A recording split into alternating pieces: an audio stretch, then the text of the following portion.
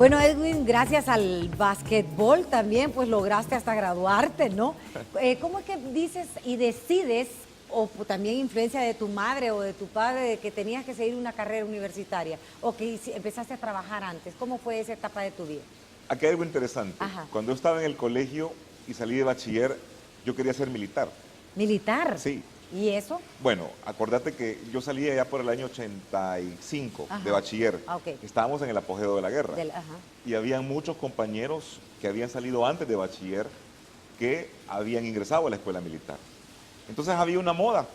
La guerra, lamentablemente, te ponía en moda. Unos querían ser guerrilleros, otros queríamos ser militares. Ajá. ¿Y qué tenía más atracción a las chicas? Bueno, yo honestamente Los dos quizás, usaban uniforme. Sí, los dos, pero quizás por inducción, Ajá. no por principio ideológico ni por alguna otra cosa, sino que por inducción de amigos, a mí me llamó la milicia la atención, pero eso no era para mí. Primero, no tenía la capacidad económica, en aquel entonces había que pagar un dote de 5,000 colones para poder ingresar a la escuela militar, y mi papá me decía, yo no te voy a mandar de carne de cañón, así que mejor ve qué otra cosa te gusta, pero yo no te voy a hacer. Era lógico, yo sabía que no iban a aprobar eso, pero yo tenía que conocerme a mí mismo y saber qué me gustaba para poder desarrollarme como tal. El que iba a trabajar en eso eras tú, así que tú tenías que decidir. Exactamente. Y había un elemento que quizás no lo había explotado mucho. En el colegio yo me caracterizaba por ser el que hablaba en público. ¿Era buen orador entonces? Exactamente. Yo era el que amenizaba las fiestas en el colegio, yo era el disc jockey de la fiesta. Ajá. Yo era ¿Eras el que cobraba la entrada también? Sobre todo. El que decidía qué señorita entraba y cuál no. ¿A quién le damos VIP y a quién no?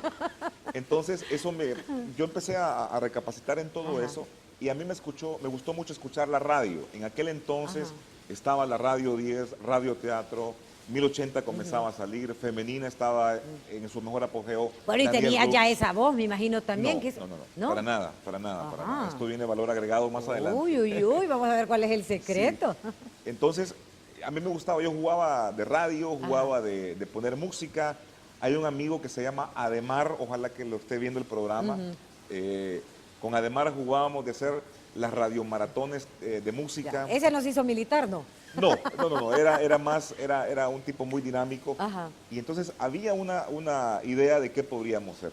Yo tengo un tío que es periodista, ya lo conoces tú, se llama René Hurtado. Ah, cómo no, sí. Entonces René, él era un buen periodista, trabajó en Teleprensa, trabajó en el diario El Mundo. Entonces René, vengo yo y me le acerco y le digo, mire tío, a mí me gustaría ser locutor. No le dije periodista, le quiero ser locutor. ¿Y por qué? Me dijo. No sé, me gusta, creo que lo puedo desempeñar bien. ¿Y no te gustaría ser periodista? No sé, no me gustaría en ese momento.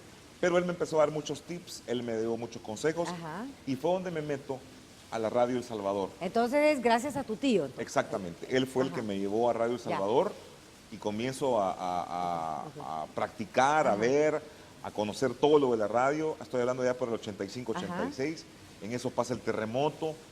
La gente de la radio me permite desarrollarme. Me dio el chancecito, como dicen. Tú conociste a alguien de la radio, a Leo Ramírez. Ah, claro que sí. Leonel Ramírez, a Osiris Ramírez, a Daniel González Choto, a Roldán Amaya.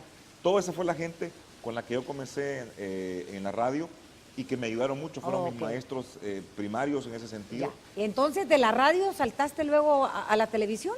Cuando estaba don Enrique Castro en Tele10 y Armando Segovia, hay una oportunidad de ir a hacer una nota al entonces presidente de Finata, hoy el diputado Orlando Arévalo, en aquel entonces, y me dicen, miren, necesitamos que alguien vaya a hacer esto. Entonces le digo yo, ¿puedo ir? ¿Vos trabajas en la radio? Sí, dale chance que vaya. Y fui a hacer Bueno, y en esos tiempos así era, ¿verdad? La mayoría, sí, había mucho periodista también estudiado y te enviaban a la brava, aprendías en el camino. Entonces yo me acuerdo que le entrevisté al presidente de Lista en aquel entonces, don Orlando Arévalo, o Finata creo que era más bien, y le hice la nota y me dijeron que la redactara y que la grabara como una nota completa. La hice, entonces ahí fue cuando... Pero atrevido también, siempre fuiste un hombre de retos, ¿o no? Bueno, si lo llamamos así, creo que cuando a uno le gusta algo, creo que lo va haciendo. Y lo hice, les pareció, y de la radio me pasé a Tele10. Y ahí comencé yo a trabajar. A hacer tus pininos. Vamos a ir a un corte comercial porque quiero hablar también un parte ya de tu vida.